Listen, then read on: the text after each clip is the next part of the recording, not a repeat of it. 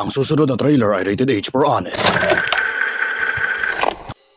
Ang Mr. Suave ay weird. Ang disguise in La Bichumare ay nangyari. Ngayon, panoorin nyo naman ang adaptation ng isa na namang parokya ni Edgar Song na, siguro ayos naman yung pagka-adapt nila sa kantang Puno ng Metaphors na relevant pa rin. Na nakakatakot, lalo na kung color yellow. Mang Jose the Movie. Nakapanood ka na ng take kung saan ang mga bayani ay cynical at ang mga vigilanteng gusto silang alising makapangyarihan. Dito, humanda sa isang reverse take kung saan ang bayani ay cynical. Bayad ka, magbayad ka! Kasi tinulungan ka namin, ganun talaga. Pero mas masama naman yung kontrabida na pinapatay ang mga bayani dahil ang anak niya ay napatay sa sakit? Hindi ba dapat kidnapin niya yung mga kumakain ng paniki? Tulong, saklolo, kilalanin si Mang Jose, ang superhero na mas pinili ang responsibilidad maging bayani na nauwi lang na parang MCU na walang kwentang tatay na bayani. Kami? O yung pagmamanghuse mo? Ngunit ay pagkatapos ay bigla kang sisingilin. Posibleng magandang daan na sundan na pelikula. Instead, sundan natin si Mikoy Morales, isang survivor sa isang pandemya ng contaminated milk tea dahil inuna niya ang cellphone, which siguro stand-in sa COVID lockdown. Para iligtas ang kanyang nanay, aarkilahin niya si Mang Jose, isang bayani na sobrang hindi praktikal. Pupuntahan nila ang destinasyon gamit ang sobrang mahabang biyahe sa jeep. Kailangan siyang mabugbog para lang makapanglaban.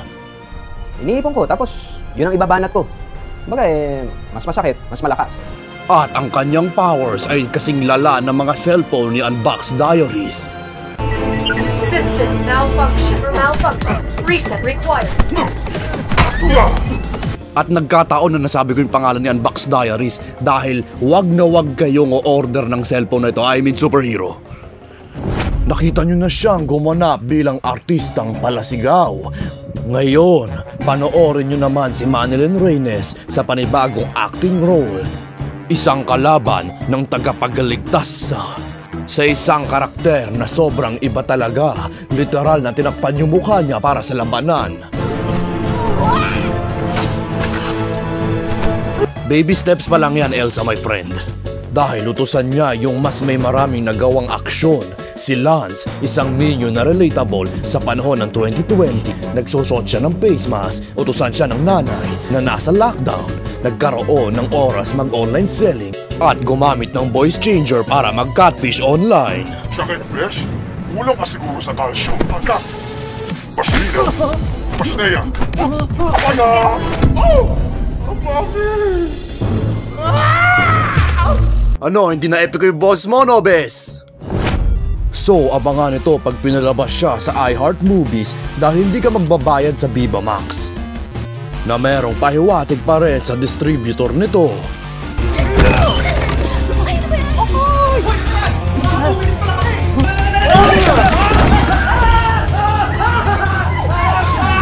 Sa isang superhero movie na hindi ma-aksyon, mabigatin sa kwento, pero ito ay isa ring comedy na nagsasabi lang ng mga bagay na gets nyo.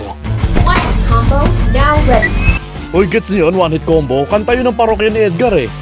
Ayan, alam niyan, malinaw na reference yan doon sa kanilang Pizza Pie na music video.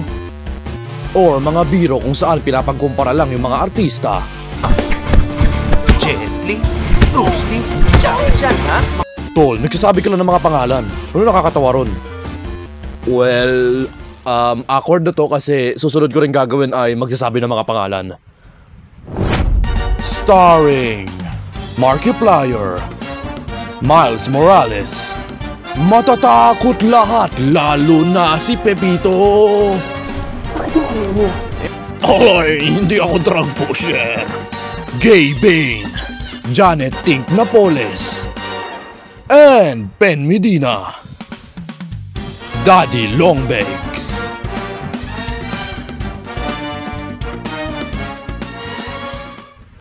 Yeah, maganda yung movie na ito at nabayaran naman yung inihintay ko nung trailer pa sa 2005.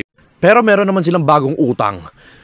Yung pasilip sa superhero sa universe na ito, Commander Andres, Mount Apolinario, Super Lapu-Lapu, kung meron lang sana mag-greenlit nito, magiging kasing laki ng Viva Max yung Disney Plus.